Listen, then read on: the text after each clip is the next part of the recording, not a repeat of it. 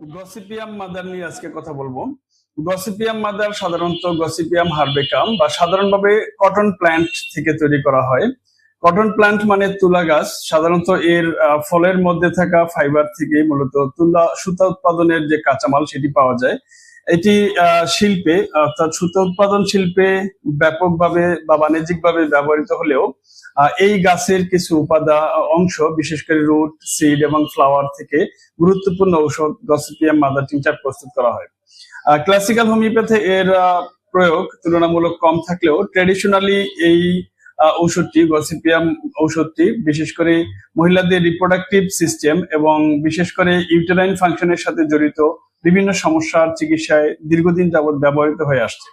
আধুনিক ফার্মাকোলজি অনুযায়ী এর মধ্যে থাকা বিভিন্ন ফাইটোকেমিক্যাল বিশেষ করে অক্সিডেটিভ স্ট্রেস, ইনফ্লামেশন কন্ট্রোল এবং বিশেষ করে ইউটেরাইন স্মুথ মাসল কন্ট্রিকশন নিয়ন্ত্রণের ক্ষেত্রে গুরুত্বপূর্ণ ভূমিকা রাখতে পারে বলে প্রতীয়মান হয়েছে। আজকে আমি আলোচনা করব ফাইটোকেমিক্যাল অ্যানালাইসিস এর ভিত্তিতে গসিপিয়াম মাদার টিংচারের মধ্যে যে সমস্ত ফাইটোকেমিক্যাল রয়েছে সেগুলোর কার্যকারিতা এবং সেই কার্যকারিতার আলোকে এই প্লান্ট মেডিসিনটি কোন কোন রোগের চিকিৎসায় ব্যবহার করা যায় সে নিয়ে। তো প্রথমে দেখি এর মধ্যে কি কি ফাইটোকেমিক্যাল রয়েছে। এর মধ্যে থাকা মেজর ফাইটোকেমিক্যাল হচ্ছে পলিফেনোলিক কম্পাউন্ডস, বিশেষ করে গসিপল এবং হেমিগসিপল এবং গসিপেটিন। ফ্লাভোনয়েড গ্রুপের মধ্যে রয়েছে কোয়ারসেটিন, ক্যামফেওল, ক্যাটেচিন এবং লিউটিওলিন বা লুটিওলিন। টানিনস গ্রুপের মধ্যে রয়েছে এখানে কনডেনসেন্ট টানিনস এবং হাইড্রোলাইসেবল টানিনস। টার্পেনয়েড গ্রুপের মধ্যে রয়েছে বিশেষ করে বিটা সিটেস্টেরল, সিগমেস্টেরল এবং ট্রি টার্পেনয়েডস। ফ্যাটি অ্যাসিড গ্রুপের মধ্যে বিশেষ করে এর সিডস এর মধ্যে linoleic acid, omega 3 fatty acid, বিশেষ করে ওলিওনেলিক অ্যাসিড যেটি মূলত মনোস্যাচুরেটেড ফ্যাটি অ্যাসিড এবং প্লামিটিক অ্যাসিড রয়েছে যেটি স্যাচুরেটেড ফ্যাটি অ্যাসিড। কিছু অর্গানিক অ্যাসিড রয়েছে বিশেষ করে এর মধ্যে malic acid, citric acid, resins এবং কিছু ট্রেস মিনারেল রয়েছে। এরকম অনেকগুলো গুরুত্বপূর্ণ ফাইটোকেমিক্যাল রয়েছে এই গসিপিয়াম মাদার টিংচারের মধ্যে। এই মাদার টিংচার মূলত সেবন করলে এর যে ফাইটোকেমিক্যাল সেগুলো মানবদেহে প্রবেশের পরে মলিকুলার বা সেলুলার লেভেলে যেভাবে কাজ করে বা যে প্রক্রিয়া কাজ করে, অর্থাৎ এর প্রধান প্রধান ফাংশন সেটি হচ্ছে এর একটি গুরুত্বপূর্ণ অজানা অধ্যায় রয়েছে বর্তমানে আধুনিক গবেষণায়, যেটি রিসার্চ চলছে, এখনো ট্রায়াল পর্যায়ে রয়েছে। সেটি হচ্ছে এটি মেল কন্ট্রাসেপটিভ অ্যাকশন রয়েছে। বিশেষ করে এটি স্পারমেটোজেনেসিস ইনহিবিশন করতে পারে। সম্প্রতি বিশেষ করে অ্যালোপ্যাথিক চিকিৎসায় পুরুষদের সেবনযোগ্য কন্ট্রাসেপটিভ আবিষ্কার নিয়ে কাজ চলছে। অথচ আমাদের প্লান্ট মেডিসিন গসিপিয়ামের মধ্যেই কিন্তু এই কার্যকারিতা, বিশেষ করে যে গসিপল রয়েছে সেটি সরাসরি ল্যাকটেড ডাইহাইড্রোজেনাস বিশেষ করে LDHX এনজাইমকে বাধা দেয়, যেটা মূলত শুক্রাণুর যে স্পারমেটোজোয়া আর শক্তির প্রধান উৎস সেখানে মাইটোকন্ড্রিয়াল ফাংশন ব্যাহত করে এটিপি উৎপাদন কমিয়ে দেয়।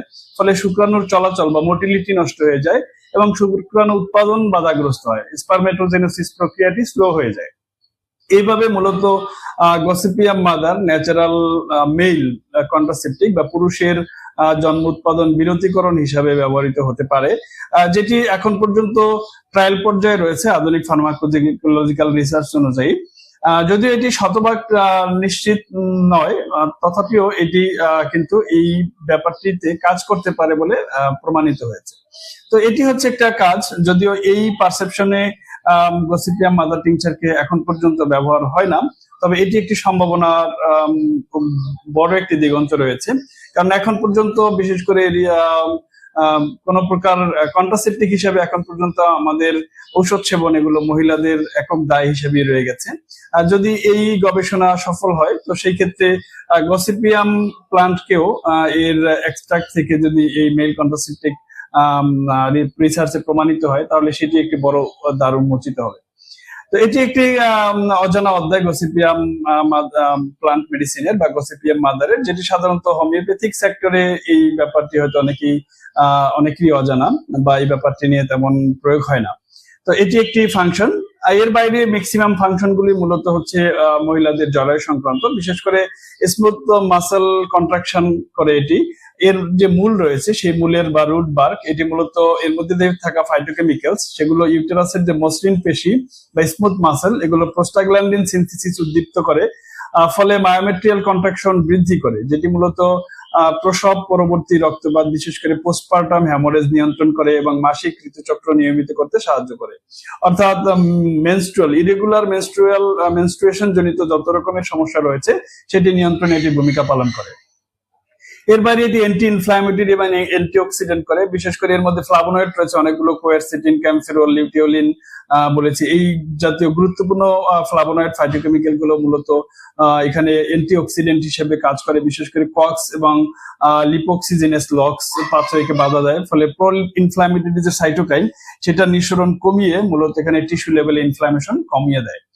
এন্টি টিউমার অ্যাক্টিভিটি রয়েছে মূলত এটির যে গসিপল, এটি মূলত কোষের বিসিএল ফ্যামিলি প্রোটিন, যেটি মূলত কোষকে মৃত্যু থেকে বাঁচায়। এই প্রোটিনকে ব্লক করে দেয়, এর ফলে ক্যান্সার সেলের অ্যাপোপ্টোসিস শুরু হয় এবং প্রোস্টেটিক ক্যান্সার বা ব্রেস্ট ক্যান্সারের চিকিৎসা এটি অত্যধিক কার্যকরী হিসাবে প্রমাণিত হয়েছে। তো এগুলো হচ্ছে মূলত গসিপিয়াম মাদারের মধ্যে থাকা যে ফাইটোকেমিক্যাল, সেই ফাইটোকেমিক্যাল গুলোর মধ্যে উল্লেখযোগ্য কিছু ফাংশনের কথা আমি বললাম। তো এই ফাংশন গুলোর উপর ভিত্তি করে যদি আমরা গসিপিয়াম মাদারকে বিভিন্ন রোগের চিকিৎসায় ব্যবহার করি, তো সেই লিস্ট এরকম হতে পারে। বিশেষ করে মেনস্ট্রুয়াল ডিসঅর্ডার, সেটি অ্যামোনিরিয়া হোক বা ডিসমেনোরিয়া বা ডিলেড মেনস্ট্রুয়েশন পিরিয়ড হোক, সেক্ষেত্রে এটি মূলত ইউটেরাইন কন্ট্রাকশন বাড়িয়ে জরায়ুর যে আস্তরণ সেটি পরিষ্কার করতে সাহায্য করে এবং মাসিকের ব্যথা কমাতে সাহায্য করে। এটি পোস্টপার্টাম হ্যামোরেজ নিয়ন্ত্রণে খুবই গুরুত্বপূর্ণ ভূমিকা পালন করে, বিশেষ করে যে অক্সিটোকিক অ্যাকশন রয়েছে। সন্তান প্রসবের পরেও জরায়ু সংকোচন বাড়িয়ে অতিরিক্ত যে রক্তপাত, দীর্ঘদিন যাবত যে রক্তপাত চলতে থাকে সেটি বন্ধ করতে পারে। তার মানে হচ্ছে পোস্টপার্টাম হ্যামোরেজ নিয়ন্ত্রণের ক্ষেত্রে গসিপিয়াম চমৎকারভাবে কার্যকরী। অ্যান্ড্রোমেট্রোসিস নিয়ন্ত্রণে বা চিকিৎসা এটি খুবই কার্যকরী, বিশেষ করে যে অ্যান্টিপ্রলিফারেটিভ অ্যাক্টিভিটি রয়েছে, যেটি জরায়ুর বাইরের যে অস্বাভাবিক টিস্যু বৃদ্ধি সেটি নিয়ন্ত্রণ করতে পারে। বিশেষ করে অ্যান্ড্রোমেট্রোসিস নিয়ন্ত্রণে গসিপিয়াম একটি চমৎকার কার্যকরী প্লান্ট মেডিসিন। মেল কন্ট্রাসেপশনের কথা আমি বলেছি, যদি এটি ক্লিনিক্যাল রিসার্চের মধ্যে এখনো রয়েছে। গসিপল যে ফাইটোকেমিক্যাল গসিপিয়াম প্লান্ট মেডিসিনের মধ্যে, সেটি মূলত শুক্রাণু উৎপাদন সাময়িকভাবে বন্ধ রাখতে পারে। তো যদিও এটির উপরে সম্পূর্ণরূপে নির্ভর করা যায় না, তবে এটি ট্রায়াল হিসাবে এটি প্রয়োগ করা যেতে পারে।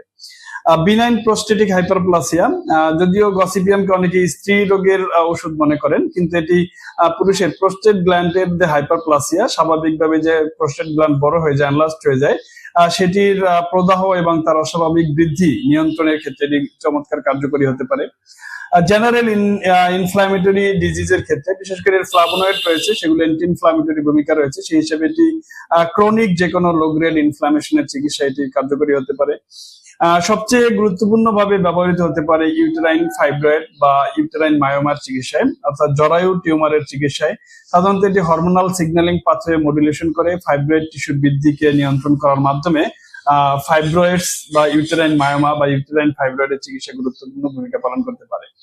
তো এই হচ্ছে মূলত গসিপিয়াম মাদারের প্রয়োগ। তাহলে অল্প কথায় বললে মূলত গসিপিয়ামকে ইউটেরাইন টনিক বলা যায়, অর্থাৎ মহিলাদের জরায়ু সংক্রান্ত যে সকল সমস্যা রয়েছে, সাধারণভাবে সেটি ডিলেড মেনস্ট্রুয়েশন পিরিয়ড, তারপরে ডিসমেনোরিয়া, অ্যামিনোরিয়া, এগুলোর চিকিৎসা ব্যবহৃত হতে পারে। সন্তান প্রসবের পরে অতিরিক্ত ব্লিডিং নিয়ন্ত্রণের ক্ষেত্রে বা জরায়ুকে তার পুনরায় তার পূর্বের স্থানে যে ফেরত যাওয়ার ব্যাপারটি পুনর্গঠনের ক্ষেত্রে এটি চমৎকার কার্যকরী হতে পারে।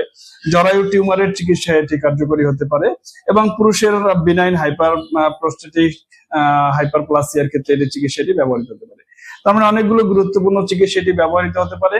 এবারে ট্রায়াল বা ক্লিনিক্যাল পর্যায়ে রয়েছে মূলত পুরুষের যে কন্ট্রাসেপটিভ হিসাবে এটি এর ব্যবহার। তো সেটি পরবর্তীতে রিসার্চে প্রমাণিত হলে এটি একটি গুরুত্বপূর্ণ ক্ষেত্র হবে গসিপিয়াম মাদার প্রয়োগে।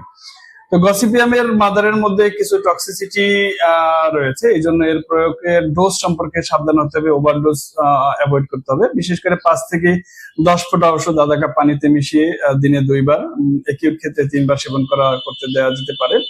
অবশ্যই এটি প্রেগনেন্সি পিরিয়ডে অ্যাভয়েড করতে হবে, যেহেতু এটি মূলত জরায়ুর উপরে বিশেষভাবে কার্যকরী, ফলে এটি গর্ভপাত ঘটাতে পারে। এই কারণে জরায়ু সংক্রান্ত সমস্যার ক্ষেত্রে ব্যবহারের ক্ষেত্রে এটি অবশ্যই গর্ভবতী হয়েছেন কিনা সেটি নিশ্চিতভাবে জেনে নিতে হবে।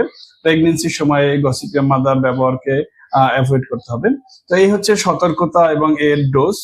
তো আশা করছি গসিপিয়াম মাদারকে আপনারা এর পরবর্তীতে অধিকতর গুরুত্বপূর্ণ ক্ষেত্রে, বিশেষ করে মহিলাদের জ্বরের সংক্রান্ত যে কোনো রোগের চিকিৎসায় আপনারা ব্যবহার করে এর দ্রুত যে ফলাফল তা সেই সুফল লাভ করবেন, বা রোগীদের ক্ষেত্রে প্রয়োগ করে তাদেরকে সেই উপশম বা আরোগ্য দিতে সক্ষম হবেন, সে আশাবাদ রাখছি। এবং পরবর্তীতে আরেকটি গুরুত্বপূর্ণ প্ল্যান্ট মেডিসিন নিয়ে আলোচনা করবো। সে পর্যন্ত সকলের সুস্বাস্থ্য কামনা করে আজকের আলোচনা এখানেই শেষ করছি।